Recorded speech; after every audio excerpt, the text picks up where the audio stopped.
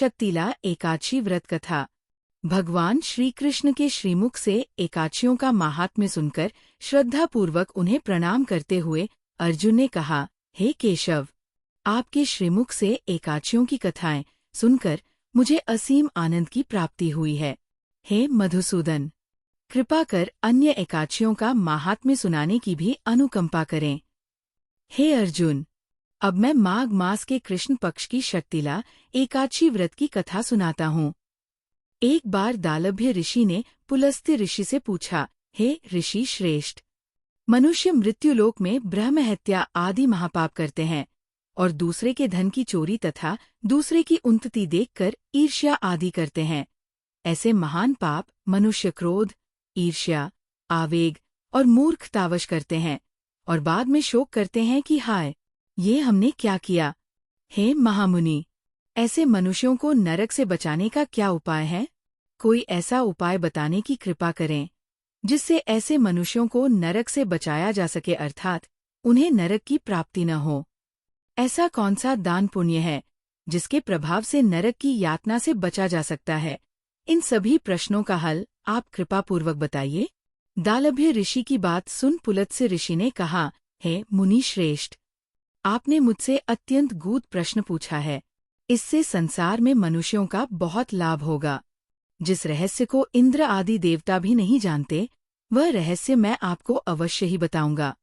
माघ मास आने पर मनुष्य को स्नान आदि से शुद्ध रहना चाहिए और इंद्रियों को वश में करके तथा काम, क्रोध, लोभ, मोह, ईर्ष्या तथा अहंकार आदि से सर्वथा बचना चाहिए।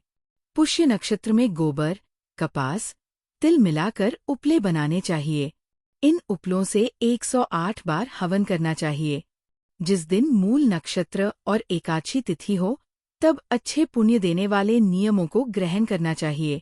स्नानादि नित्य कर्म से देवों के देव भगवान श्रीहरि का पूजन व कीर्तन करना चाहिए।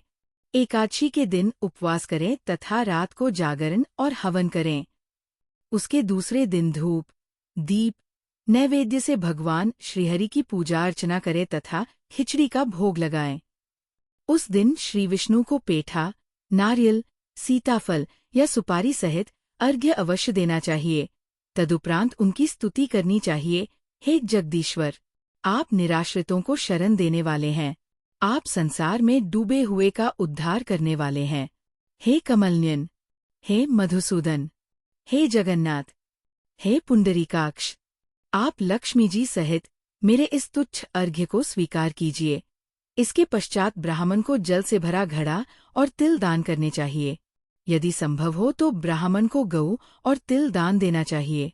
इस प्रकार मनुष्य जितने तिलों का दान करता है, वह उतने ही सहस्र वर्ष स्वर्ग में वास करता है। 1 तिल स्नान, 2 तिल की उपटन, 3 तिलोदक, 4 तिल का हवन, 5 तिल का भोजन, 6 तिल का दान। इस प्रकार 6 रूपों में तिलों का प्रयोग शक्तिला कहलाती है। इससे अनेक प्रकार के पाप नष्ट हो जाते हैं। इतना कहकर पुलस्त्य ऋषि ने कहा, अब मैं एकादशी की कथा सुनाता हूँ। एक बार नारद मुनि ने भगवान श्रीहरि से शक्तिला एकादशी का महात्म्य पूछा। वे बोले, हे प्रभु, आप मेरा प्रणाम स्वीकार करें। शक्तिला एकादशी के उपवास का क्या पुण्य है? उसकी क्या कथा है? कृपा कर मुझसे कहिए। नारद की प्रार्थना सुन भगवान श्रीहरि ने कहा, हे नारद, मैं तुम्हें प्रत्यक्ष देखा सत्य वृत्तांत सुनाता हूँ। ध्यानपूर्वक श्रवण करो। बहुत पहले मृत्युलोक में एक ब्राह्मणी रहती थी। वह सदा व्रत उपवास किया करती थी। एक बार वह 1 मास तक उपवास करती रही। इससे उसका शरीर बहुत कमजोर हो गया। वो अत्यंत बुद्धिमान थी। फिर उसने कभी भी देवताओं तथा ब्राह्मणों के निमित्त अन्नादि का दान नहीं किया। मैंने चिंतन किया कि इस ब्राह्मणी ने उपवास आदि से अपना शरीर तो पवित्र कर लिया है तथा इसको वैकुंठ लोक भी प्राप्त हो जाएगा, किंतु इसने कभी अन्नदान नहीं किया है। अन्न के बिना जीव की तृप्ति होना कठिन है। ऐसा चिंतन कर मैं मृत्युलोक में गया और उस ब्राह्मणी से अन्न की भिक्षा मांगी। इस पर उस ब्राह्मणी ने कहा, हे योगीराज, आप यहाँ किस लिए पधारे हैं? मैंने कहा, मुझे भिक्षा चाहिए। इस पर उसने मुझे एक मिट्टी का पिंड दे दिया। मैं उस पिंड को लेकर स्वर्ग लौट आया। कुछ समय व्यतीत होने पर वह ब्राह्मणी शरीर त्याग कर स्वर्ग आई। मिट्टी के पिंड के प्रभाव से उसे उस जगह एक आम वृक्ष सहित घर मिला, किंतु उसने उस घर को अन्य वस्तुओं से खाली पाया। वह घबराई हुई मेरे पास आई और बोली, हे प्रभु, मैंने अनेक व्रत आदि से आपका पूजन किया है, किंतु फिर भी मेरा घर वस्तुओं से रिक्त है। इसका क्या कारण है? मैंने कहा, तुम अपने घर जाओ, और जब देवस्त्रियां तुम्हें देखने आएं, तब तुम उनसे शक्तिला एकादशी व्रत का महात्म्य और उसका विधान पूछना। जब तक वह न बताएं, तब तक द्वार नहीं खोलना। प्रभु के ऐसे वचन सुन वह अपने घर गई, और जब देवस्त्रियां आईं और द्वार खोलने के लिए कहने लगी, तब उस ब्राह्मणी ने कहा, यदि आप मुझे देखने आई हैं, तो पहले मुझे शक्तिला एकादशी का महात्म्य बताएं। तब उनमें से एक देवस्त्री ने कहा, यदि तुम्हारी यही इच्छा है तो ध्यानपूर्वक श्रवण करो, मैं तुमसे एकादशी व्रत और उसका महात्म्य विधान सहित कहती हूँ।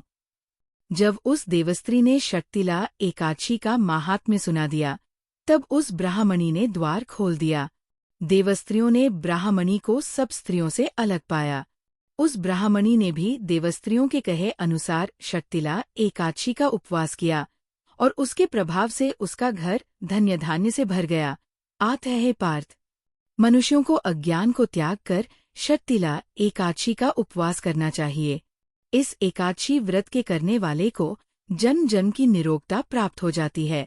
इस उपवास से मनुष्य के सभी पाप नष्ट हो जाते हैं। कथासार: इस उपवास को करने से जहाँ हमें शारीरिक पवित्रता और निरोगता प्राप्त होती है, वही अन्न, तिल आदि दान करने से धन धान्य में बढ़ोतरी होती है। इससे यह भी सिद्ध होता है कि मनुष्य जो और जैसा दान करता है, शरीर त्यागने के बाद उसे फल भी वैसा ही प्राप्त होता है। अतः धार्मिक कृत्यों के साथ साथ हमें दान आदि अवश्य करना चाहिए। शास्त्रों में वर्णित है कि बिना दान किए कोई भी धार्मिक कार्य संपन्न नहीं होता।